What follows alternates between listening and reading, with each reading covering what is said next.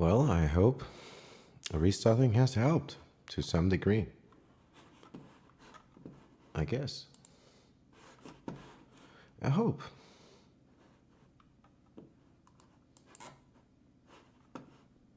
I hope.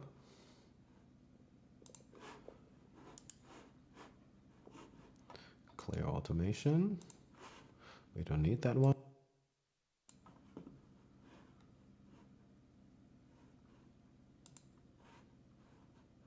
Let's go into block number 1.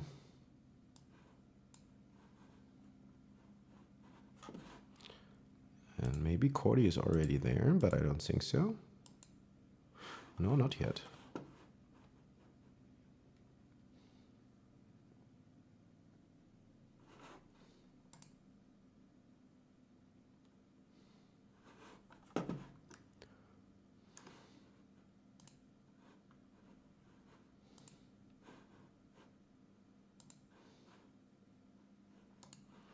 Reset this device.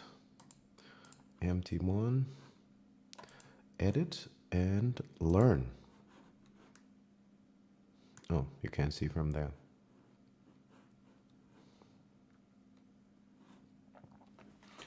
So we keep working on our 2-5-1s at the moment in the minor progression. This is our 2 chord.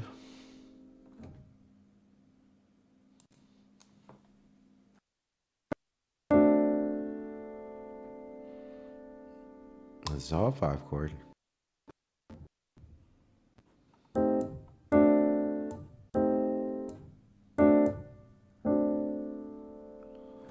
And our 1 chord.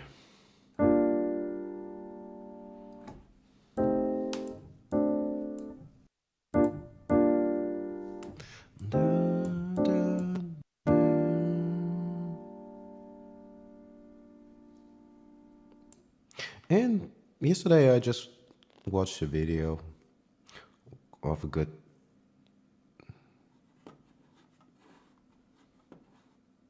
That's a 2-5-1. Yeah, it's a 2-5-1 right there. I think I do know scalar a little bit. Like, I've heard of that. I haven't used it because, as you see, I'm in Reason. They've had this device for quite some time. It's called the chord sequencer player. I mean, what am I telling you? You obviously know what it does. It's pretty similar to Scalar or similar MIDI chord tools. The yellow thing is just a source. It's this app right there. I don't know why, but it takes forever to load. But this is helping me learn music theory in reverse. While quite often the naming is not the worst. I'm not the guru on music theory, but often I do prefer. Yeah, Cordy app is great. This is really, I've been working with chord sequencer forever. It has helped me all the years before I invested into Cordy, which is not even really that expensive.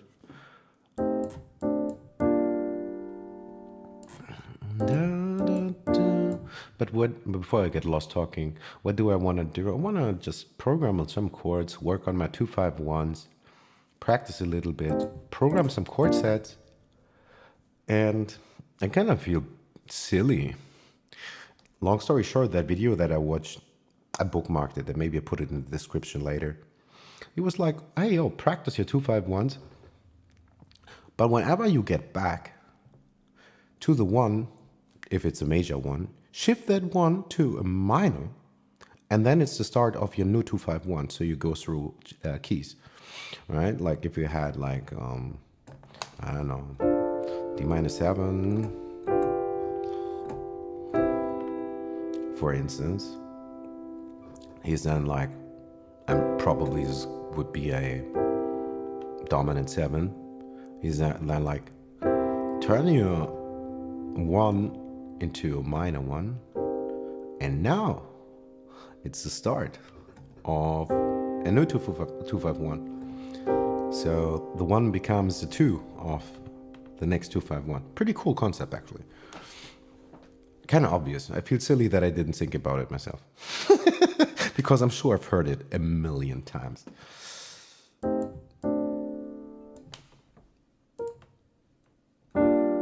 Okay, so we got these 3, 2, 3. But there's one more thing. I would love to insert another chord anyway, maybe before our 2 chord. Or maybe we play as a secondary. Absolutely. And this is really just the bread and butter stuff. Like, you can make so much music that's just, maybe it's not the most pioneer extravaganza thing nobody has ever heard of. And I think we're probably so late in a point in human development to make anything up from scratch that no one has ever seen is a task that can't be done and shouldn't even be achieved. We just try to express ourselves. I believe, like, I really married into this platonic idea about all the ideas have already been there. I'm not inventing melodies. I find melodies. And I probably want to play those melodies because somehow I've heard them already. I'm not creating them. I just like to play them. Long story short, let's continue with this 2-5-1 thing. So Lamar asked me to do a progression in G minor. Or G Aeolian, whatever. The 2-5-1 is going from A to D and back to G. Let's try to find one more fancy chord. Maybe something that strengthens our 2. Let's play the 5 of 2, which would be E in our case. That's the perfect 5th above our 2. If we build a chord on E,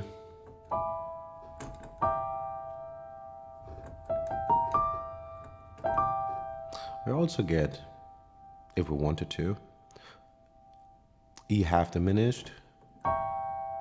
We could play maybe E diminished. We could also, actually I think we could argue, we could also play that as a 2 chord. If we're strictly diatonic, probably not. But on the other hand, we have a couple of choices. Say, if we look at G natural minor or Aeolian. If we were to just go through our diatonic changes, we got these chords. Not very surprising.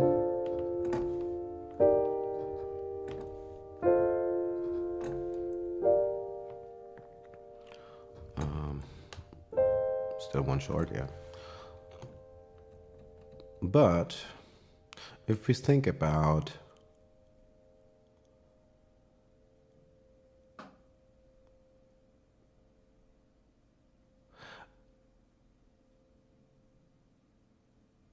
I think it is only saying too many notes because it also shows the fretboard, and it's too many notes to show for the fretboard, I think. So I have this D diminished 7, I just try to add a couple more notes. Now it already doesn't have, it's gonna say NC no chord. It does not have a nomenclature for that, but yeah, it cannot be displayed on the fretboard anymore. It doesn't have to do with the piano roll, just the fretboard notation. So our 2-5-1 in G. Let's play A minor, A half diminished. Let's play all in root first. This is A minor.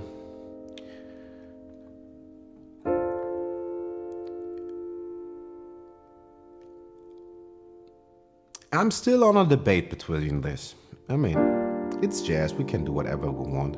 It didn't even need to be jazz for us to be doing what we want anyway. But looking at these different minor modes, if we look at the melodic or harmonic too,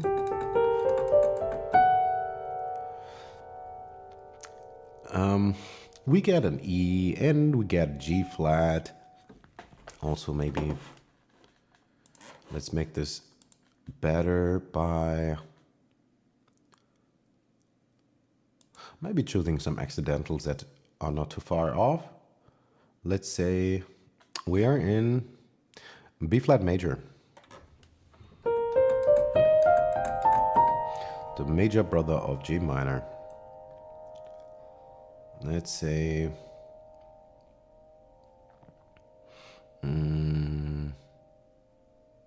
well, yeah, I'm still debating. I'm quite sure I have a favorite already. The question is, a 2-chord. Do I want A minor 7 as a 2-chord? We could. But we could as well have A half diminished, which is strictly diatonic. Might as well have A diminished 7. It's also possible, looking at melodic and harmonic minor. Let's listen to what would this progression sound like in root position if we didn't play A half diminished, this one, whatever inversion we play it in. We could play it as C minor 6, or we could play it as a minor 6 over E flat, like all the inversions. It doesn't really make any difference.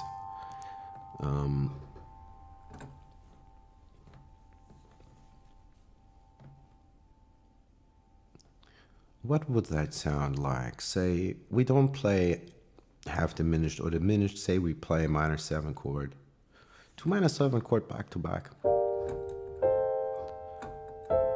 Huh.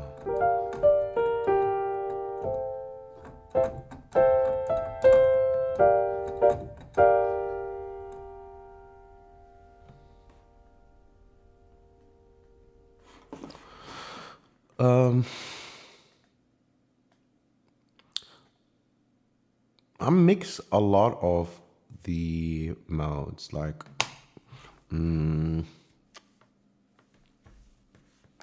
play the blues scale often just as is. Sometimes I play it with one more note before the tonic.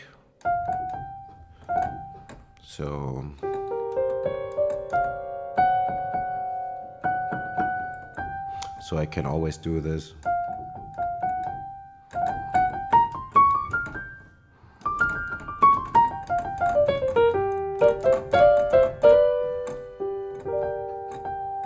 But what I usually want to do always is, almost always, I can't help myself even,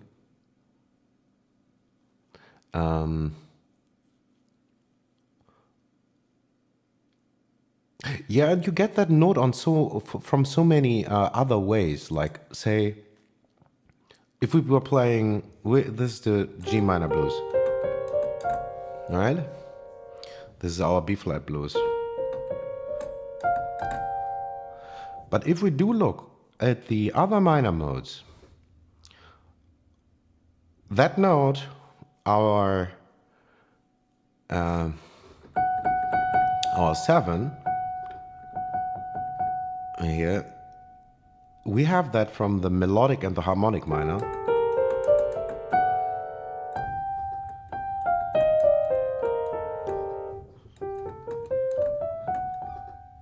Or I think that is probably maybe even the best way also to look at it. I mean, it's a trill. It's not really there.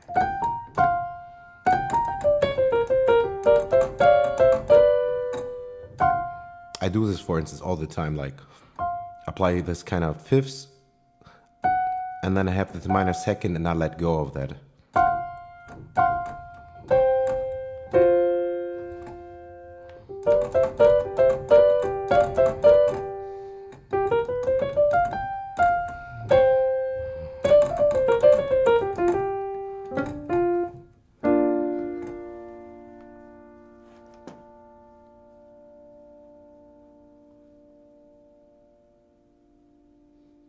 Well, it's a minor second. A minor second often has this kind of crunchy thing.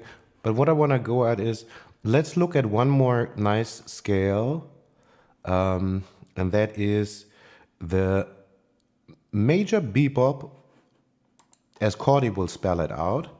It is just a major scale with one more step. It's an 8-tone scale, and we add one chromatic step in between our 5th and 6th degree. So looking at it from B flat, we have 1, 2, 3, 4, 5. And well, then we add in between 5 and 6, exactly, our wonderful special note. What note is that? Looking at it from B flat as the major parent scale, that's our tritone.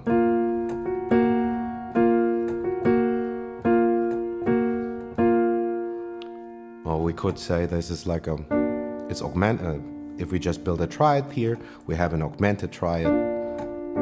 And we hear that in movies all the time. I speak about this almost daily. Augmented chords. Yeah, I'll show you in context, because I'm quite sure you probably have heard that scale or played it by accident, because I've been playing, for instance, like the altered scale or versions of that in different ways before I knew that there is a term like that or what that even means. So let's look at it quickly from C major or Ionian, the Ionian mode. If we add A flat or G sharp, however we want to call it, we get this A-tone scale. And then I'll encourage you to do just diatonic changes and see how much more flavor they have just from that one note. So, like if we were going straight vanilla, C major 7, D minor 7, yada yada yada. We all heard this way too often.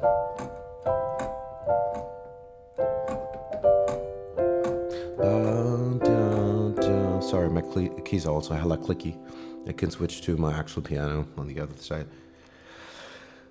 But so we can construct any kind of chord always by skipping every other note in our scale, right?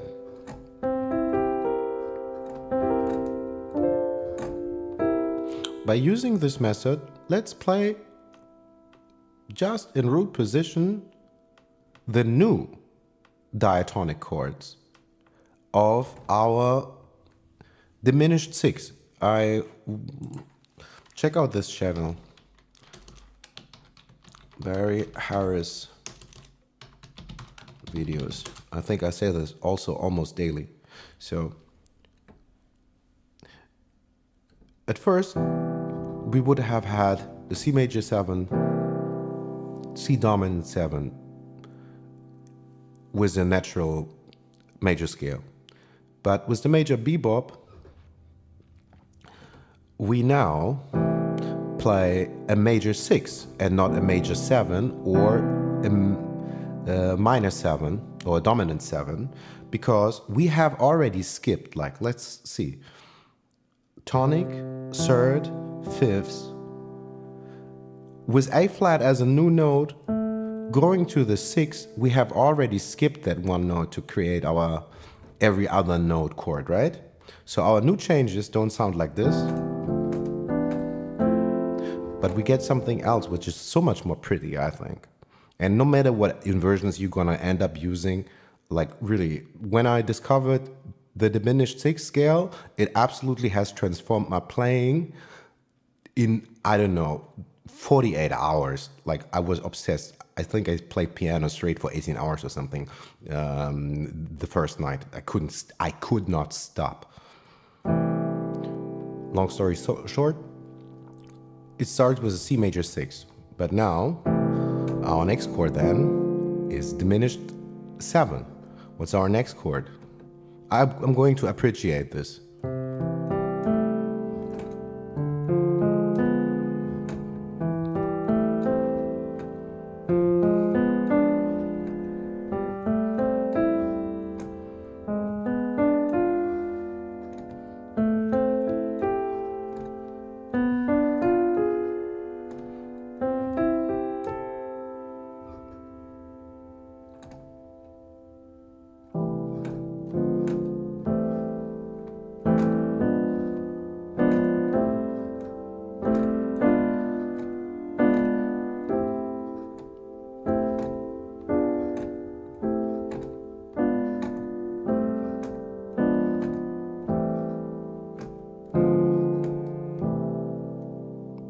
this scale will be your best friend, I guarantee it.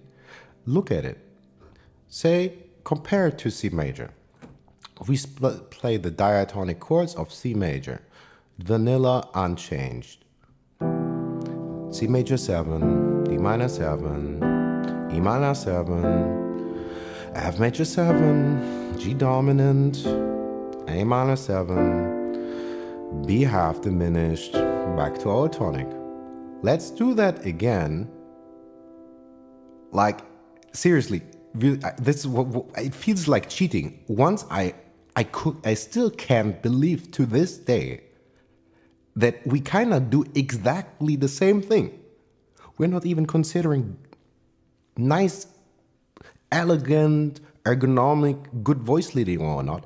I think it actually is a coincidence of it itself. Also, one other thing I like to think about it is, if we look at a major scale, I mean, we can learn so many fancy words, but probably one of the things that is remarkable is always when there's a break and change of pattern of intervals, when there's not a whole step but a half step. Because having a half step is a very elegant way for voice leading. For us in Western music, 12-tone music, it is the shortest distance we could ever possibly go. So it will inevitably lead to good voice leading if we can maybe have it in a way where we won't be jumping about. Because, like, I mean, I could sometimes listen to atonal music, but like the tradition of music has been vocal music. If you look at the origins of what we are trying to do and the terms we are fighting with, all these Greek and whatnot terminology,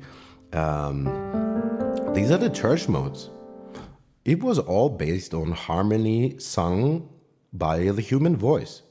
And they're just trying to arrange it in a fashion that was nice and smooth and pretty. And the human voice can't do what we could do on an instrument. We could be doing... We ain't gonna do that with a voice, not unless we are Ella Fitzgerald or some kind of crazy person. So this introduction, or what I want to arrive at, is the leading tone of a major scale, our 7th degree, it is leading into back our tonic. Say we would try to do some kind of soufflage to practice our scale. Do, re, mi, fa, sol, la, ti, do. And try to pause on every step and see how you feel. You will find that on those intervals that are quite consonant, it is much more easy to remain. We can stay there. It doesn't feel like we want to go back home to our home key or something. But I mean, this is also why the locrian mode, which is a fancy way of saying, I'm going to play a major scale, but I start on the 7th step and I end on it. And that is a very unstable interval. Like, you find it sometimes, but it's not going to use a lot, because what's going to happen if we play the first chord? We get a diminished chord. It's a weird way to start. It's already kind of floaty, not so defined interval. You could argue that maybe a diminished chord is the less identifiable interval there is in regards to connecting it with a specific key. Very often, if we hear a chord in isolation, we could think about what possible scales would be fitting, maybe. But with just a diminished chord, it could be from anywhere. It could really be from anywhere. Long story short, the thing about this leading tone and why Barry Harris' scale is so good, I love to think about it that way. The nice voice leading that we have in a natural major scale with the leading tone, we are kind of recreating that with a diminished sixth. Same already with the melodic or harmonic scale. That's why classical composers invented it. They were thinking like, you know what? I kind of like the minor scale, but I would love to have a better resolution from the 7 back to the tonic, because the natural minor goes in a whole step from the 7 to the 8. It's not as strong as the resolution as going just a half step. That's why classical composers made up these other scales. And usually you will find ascending, they'll play the melodic, and descending, they'll play the natural. And it's a nice little thing to practice this turnaround point.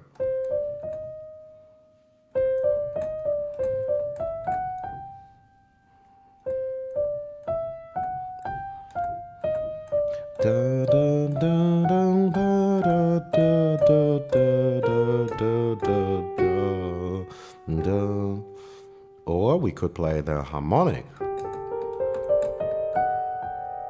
with this fancy minor third in there, which gives us a chance to approximate somewhat more exotic quarter tone or microtonal music. Not really, but it seems somewhat like that.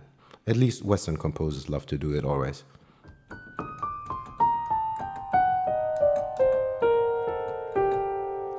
No, but long story short, the Barry Harris scale, somehow, I like to think about it.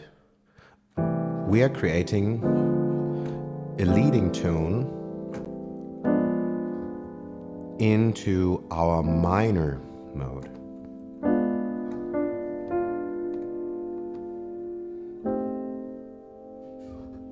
Oops, messed up.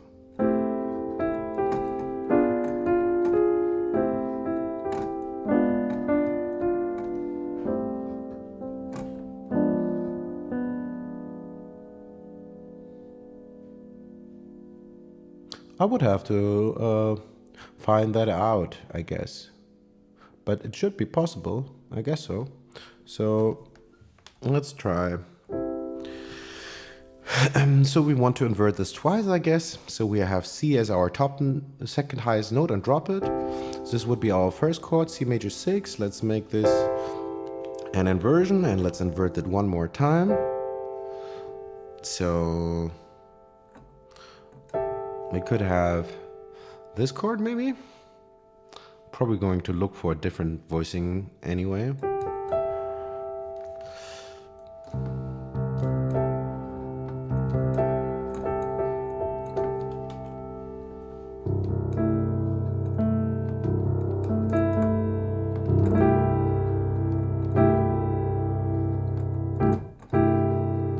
Maybe. I don't know.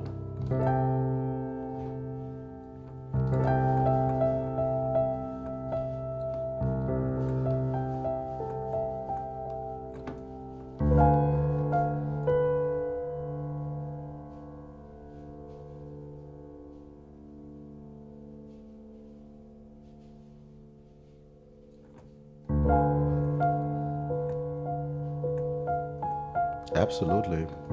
I have to think, spread voicings is one thing I don't do nearly enough. I really need to work more on spread voicings because I play a lot of solo piano and block chords can only get you so far. And exactly, this thing about the muddiness. I think actually playing drop 2 voicings helps to avoid too much muddiness to some regard.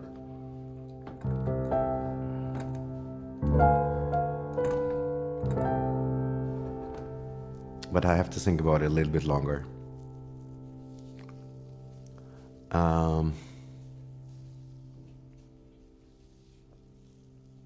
Let's put this back to our actual key. So we're in G minor or B flat major, and we add this one note to have the major bebop, as Cordy calls it, or as I encourage you to call it, the diminished six scale, because this is not gonna be a bebop thing. I am not equipped to do bebop. I'm not that fast.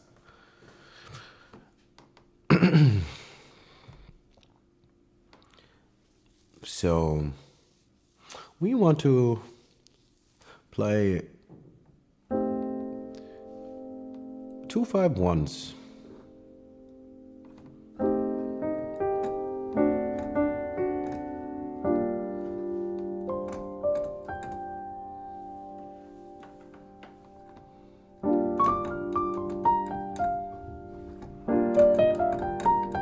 And you know what?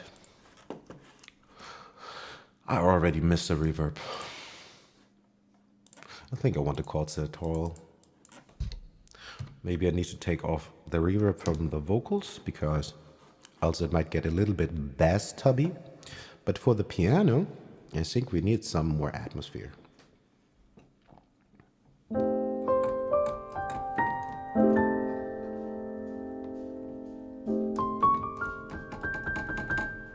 Where's Cordy?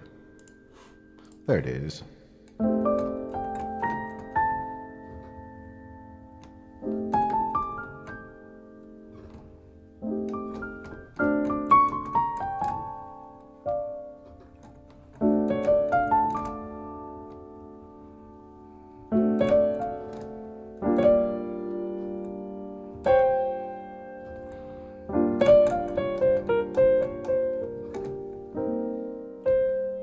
And I'm already switching by muscle memory. Let's do the diatonic. I can't speak. Let's remove this reverb. The diatonic changes of B flat major, diminished six. Let's do that real quick, and I think then I gotta take a break or something. I don't know. So.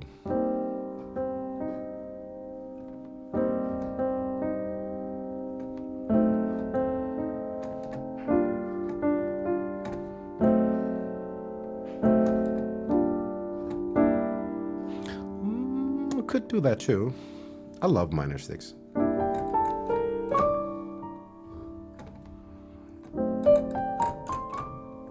But the problem is, if I play a minor six, I always end up playing Summertime or something.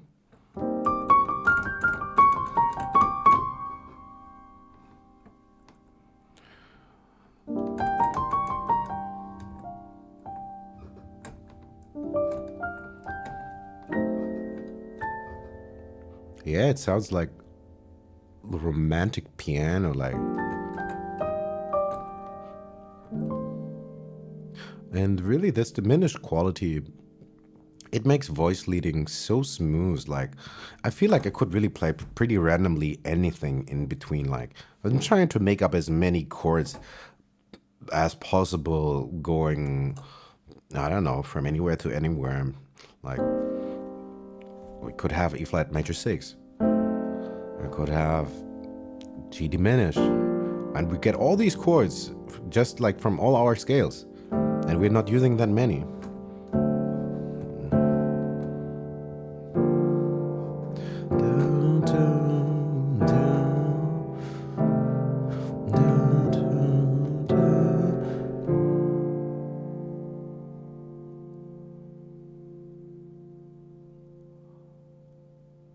Absolutely, like seriously, we could just stay on this very first chord. We could just stay on this G minor 7.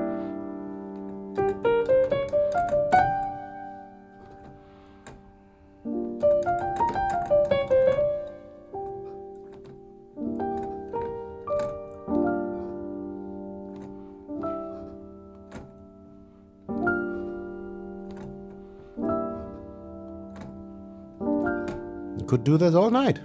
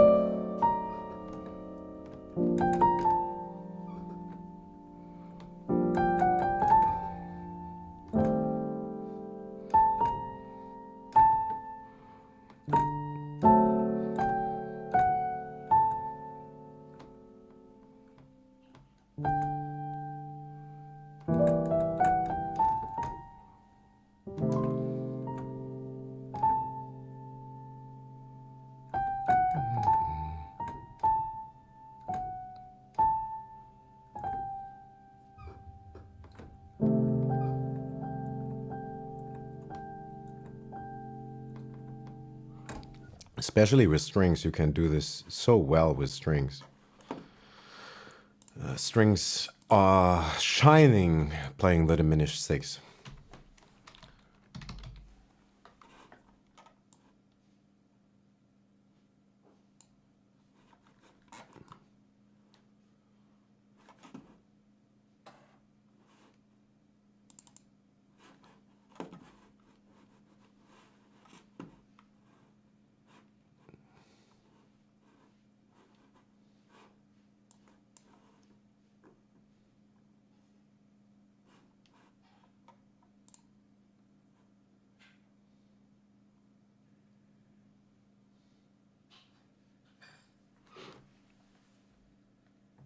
But yeah, seriously, these little things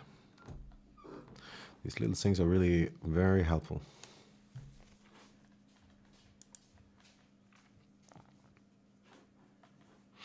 I just have to wait a little eternity until Contact has decided to load the string library.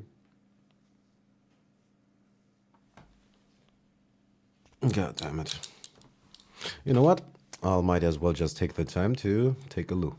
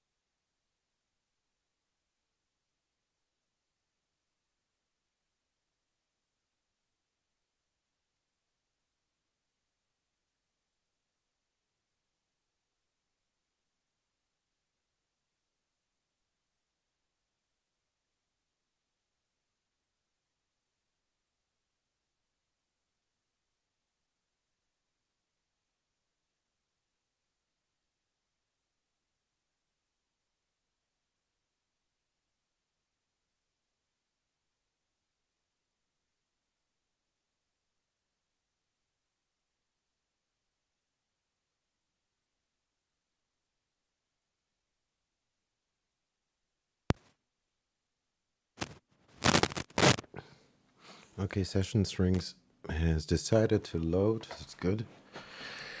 Let's look at this a second. Effects. Probably don't want this. Probably don't want that reverb.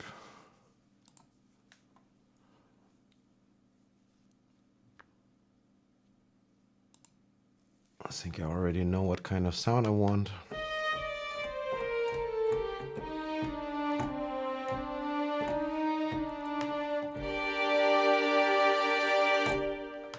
That's ridiculous.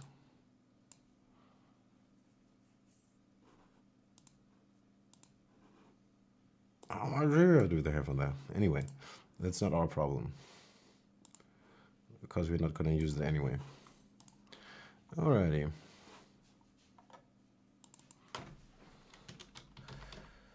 These are the strings. Change this color.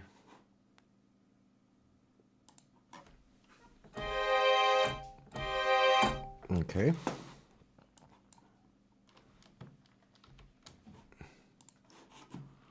Let's give them some. Let's give it some reverb.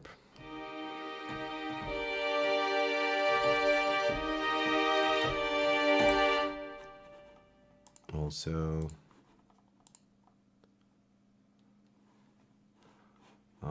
main, maybe tram.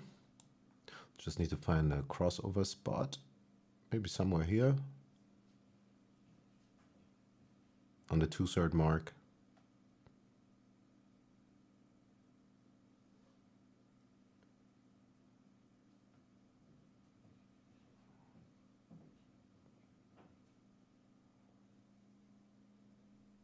Somewhere here. Okay, sorry. So let's put this on these strings. And if we were to play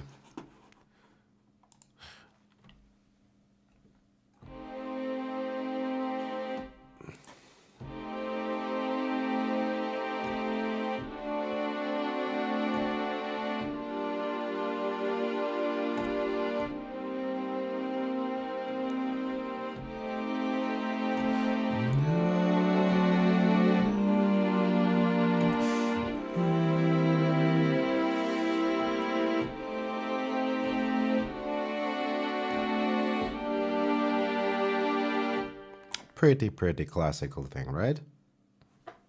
But still, it's a 2-5-1 if you want it like that.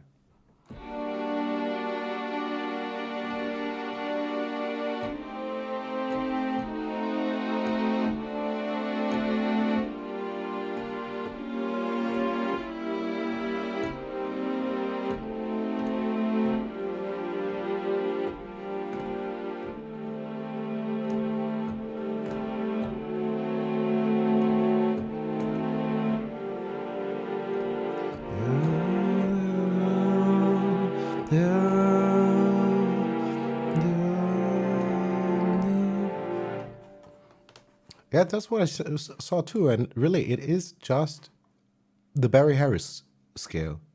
It turns everything into, I don't know. It turns everything into a score. Whatever you touch with that scale, it becomes a score. It's pretty insane. Seriously. The Barry Harris scale is just magic. Pure magic.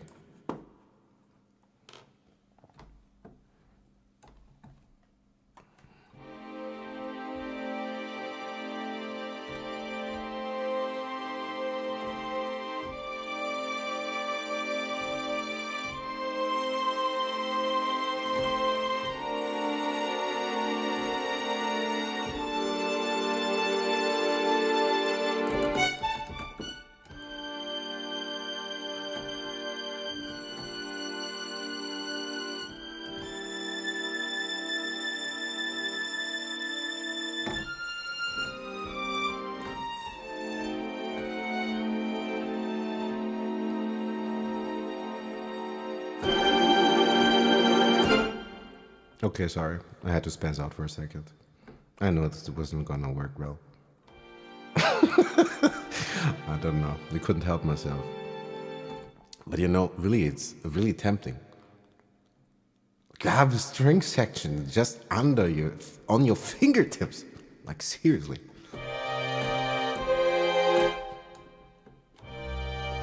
Feel like a magician.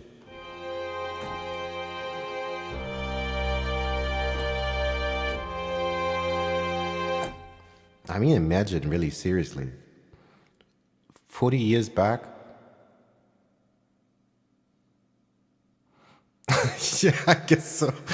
But actually, that articulation told me to play something maybe more like.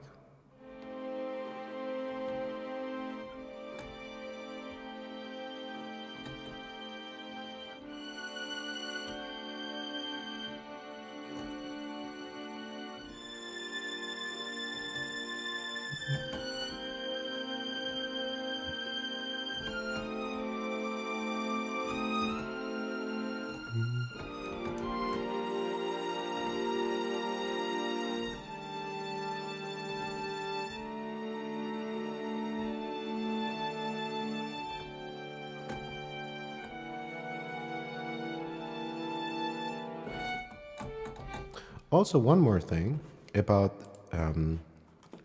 the diminished sixth scale. There's one exercise that I would also encourage you to do, which is pretty handy.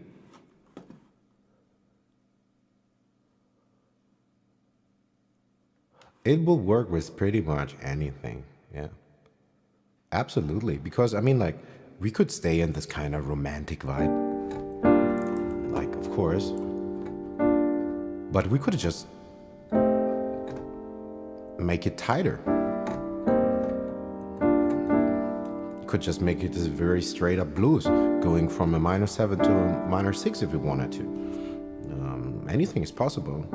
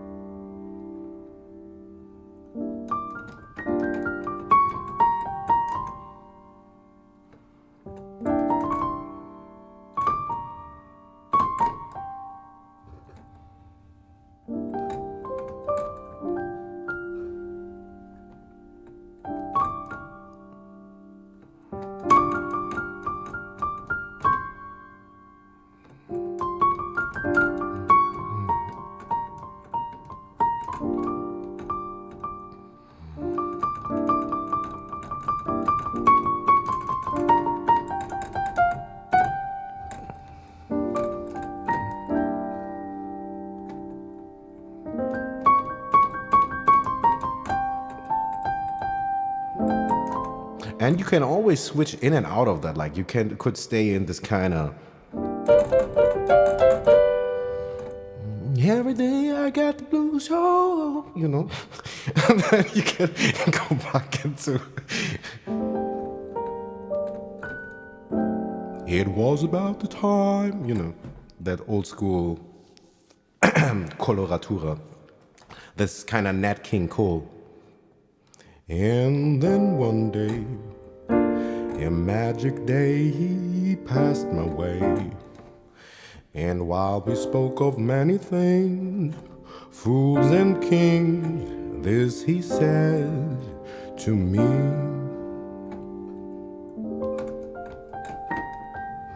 The greatest thing you'll ever learn is just to love and be loved in return. Pretty terribly butchered it, but anyway.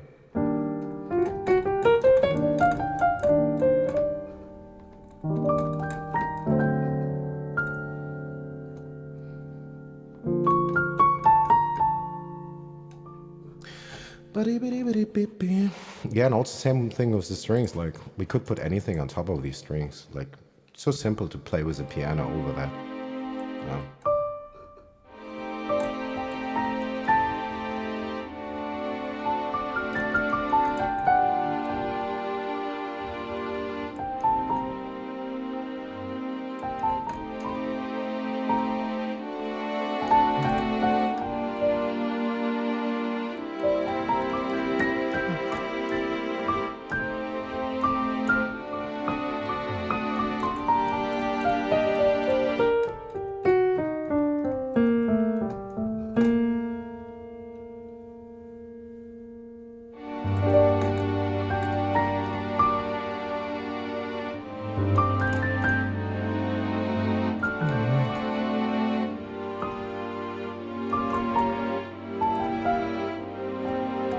And then I'm shifting into something whatever.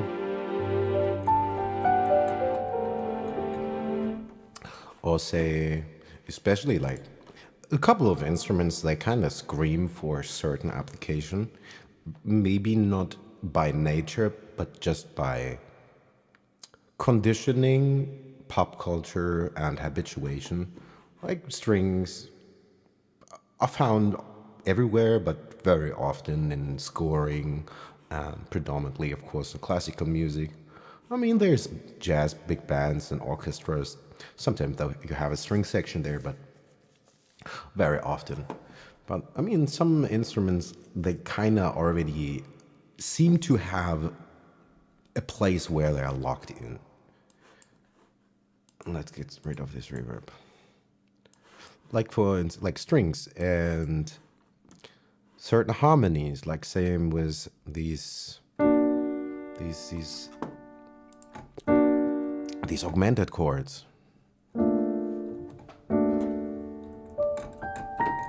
I was stuck on this chord from an exercise in, I don't know, I think G Phrygian or something. Or A Phrygian? Locrian? I don't know. Doesn't matter.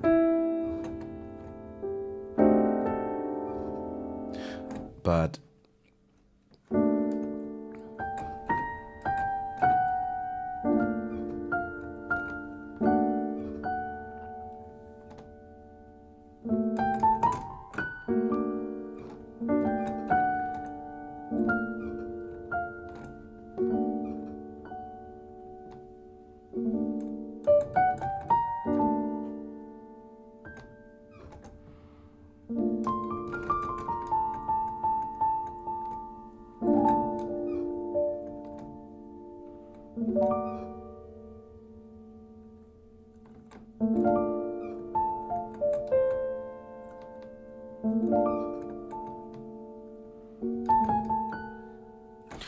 random stuff. But maybe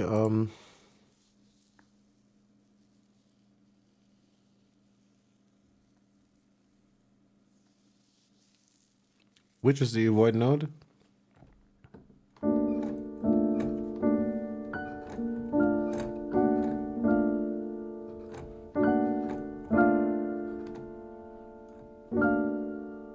We could make it bite. I mean, we could move with it. Like we're going, actually it's about this.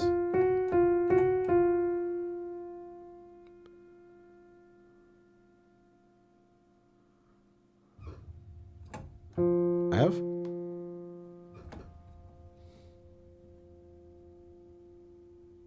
Oh, okay. Gotcha.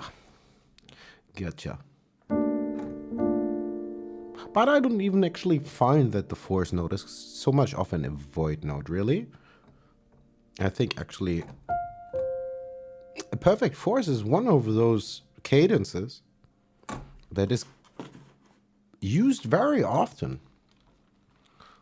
Like the 1/4 is actually used all the time.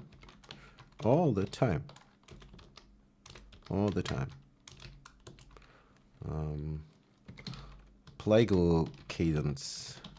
Oh, sorry for screaming. Plagal cadence is another word coming from church. You hear it in. This is one of the names of that cadence, but I don't really find that the 1 and the 4 is so much to be avoided. I mean, like, say we are in C major, right? It's not special, but I find it not really hard on the ears.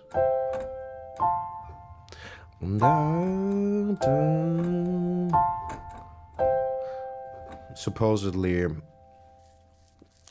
it would be the cadence of singing Amen, Amen, or the other way around. Amen, Amen. I'm not sure where the stressing goes, if it goes up or down. Amen, Amen, Amen. Anyway.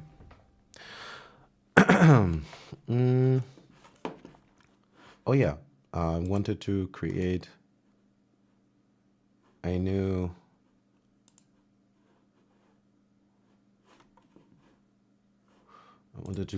instance of Keyscape. This is gonna be piano. This will be Celeste. Exactly. Long story short, Celeste is one of those instruments that just calls for writing a score in conjunction with strings anytime. They are very good friends. It's like milk and honey, bread and butter.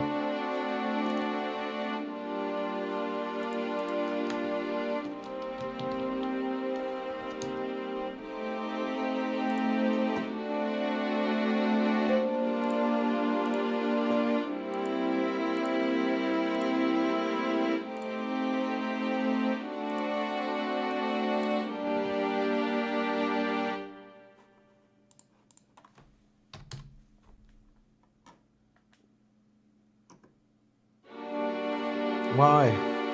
Stupid me. Just want to delete this one thing. Nothing else.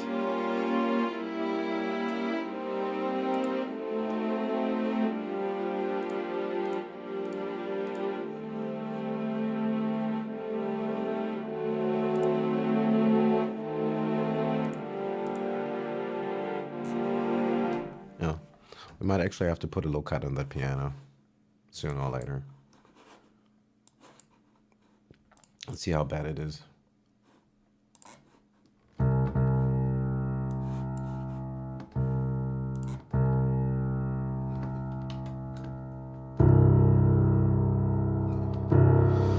It's not terrible, but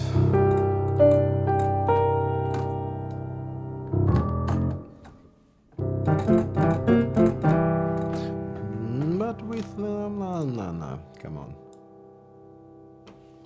We don't need all that bass. Said nobody ever.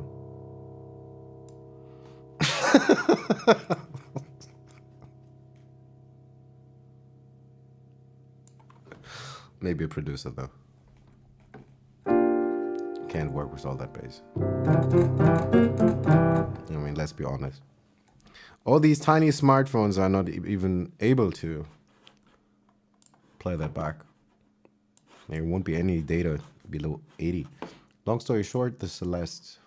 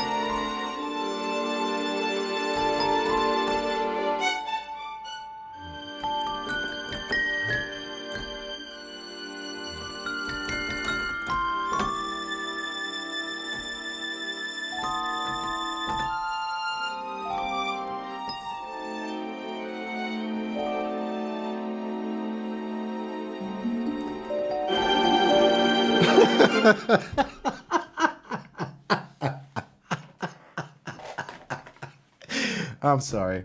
I forgot that happened.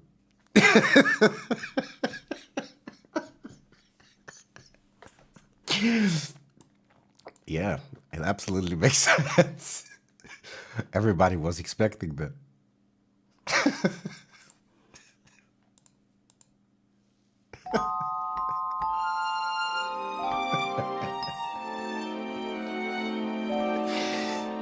Oh, God. Like, seriously. I'm quite sure somebody from the string sections Give everybody a muffin. And they didn't all know.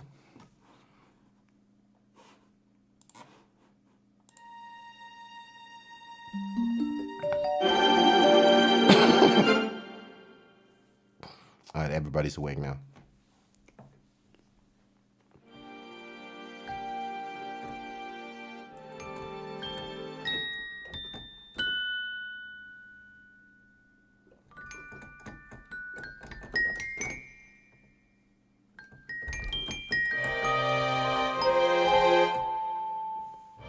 It's so random.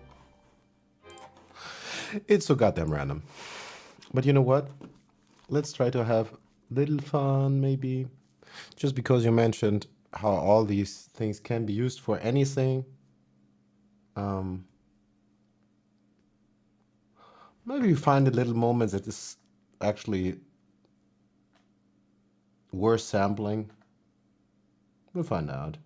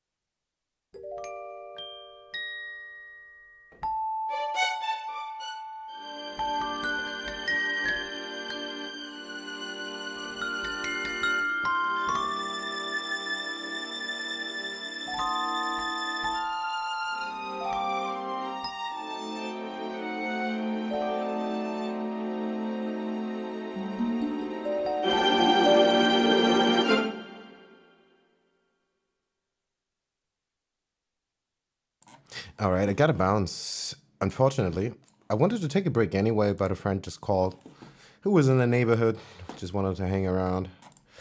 I'll come back and resume this, but just to demonstrate, even without taking actually the time to play very well and arrange and play in time, yada yada. Like we just noodled, it's not in time and whatnot. But just for sampling purposes, we can steal some stuff. And if we do micro sampling, maybe it's not really that important anyway. If you're doing granular sampling or real micro sampling, any sample is good enough. So don't waste your time trying to perfect everything if you know you will be going crazy with sampling. Because chances are you won't even get to that point where you would be using the sample in a way where the original sample would not loop around or whatnot, because you will make up new stuff from it.